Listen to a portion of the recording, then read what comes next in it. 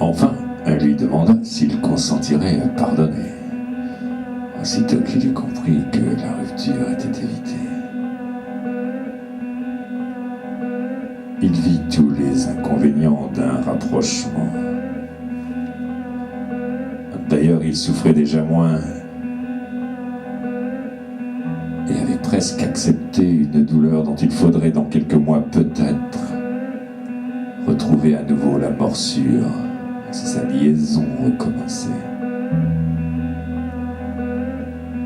Il n'hésita pas longtemps. Et peut-être n'hésita-t-il que parce qu'il était enfin certain de pouvoir reprendre sa maîtresse, de le pouvoir, donc de le faire. Seulement à lui demander, pour qu'elle retrouvât son calme, de ne pas revenir à Paris au 1er janvier. Or, il n'avait pas le courage d'aller à Paris sans la voir.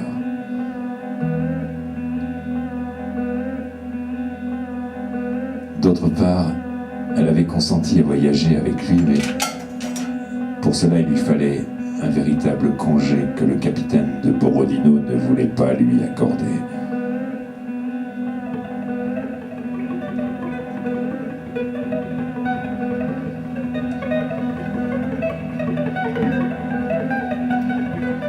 Cela m'ennuie à cause de notre visite chez ma tante qui se trouve à Journay.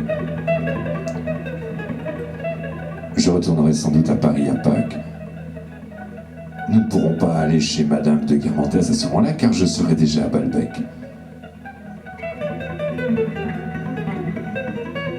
Mais ça ne fait absolument rien. À Balbec? Mais vous dites...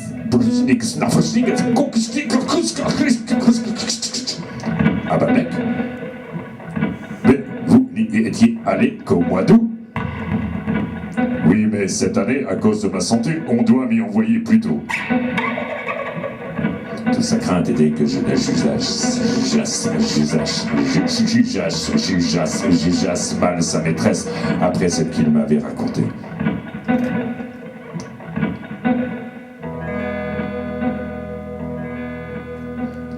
Elle est violente seulement parce qu'elle est trop franche, trop entière dans ses sentiments, mais c'est un être sublime.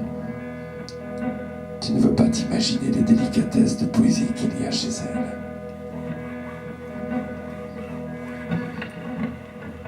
Elle va passer tous les ans le jour des morts à Bruges. C'est bien, n'est-ce pas? Ah, si jamais tu la connais, tu verras. Elle a une grandeur.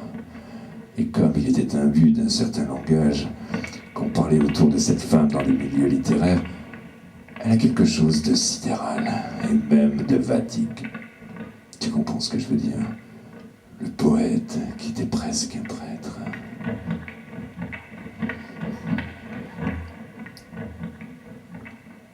Je cherchais pendant tout le dîner un prétexte qui permit à Saint-Loup de demander à sa tante de me recevoir sans attendre qu'il vînt à Paris.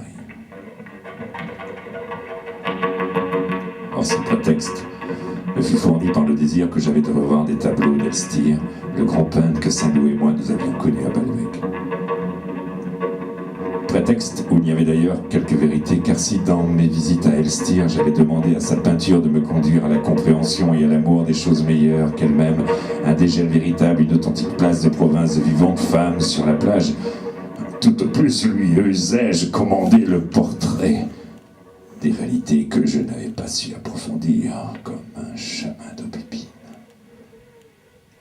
Non pour qu'il me conservât leur beauté, mais me la découvrir.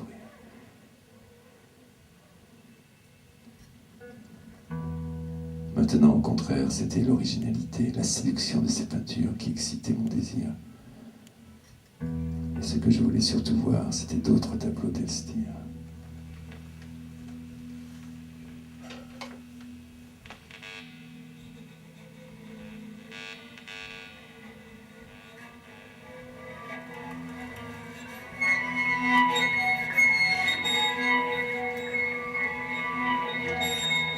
Il me semblait d'ailleurs que ces moindres tableaux, à lui, étaient quelque chose d'autre que les chefs-d'œuvre des peintres, même plus grands. Son œuvre était comme un royaume clos aux frontières infranchissables, à la matière sans seconde. Collectionnant avidement les rares revues où on avait publié des études sur lui, j'y avais appris que ce n'était que récemment qu'il avait commencé à peindre des paysages et des natures mortes, mais qu'il avait commencé par des tableaux mythologiques. J'avais lu les photographies de deux d'entre eux dans son atelier, puis avait été longtemps impressionné par l'art japonais. Mais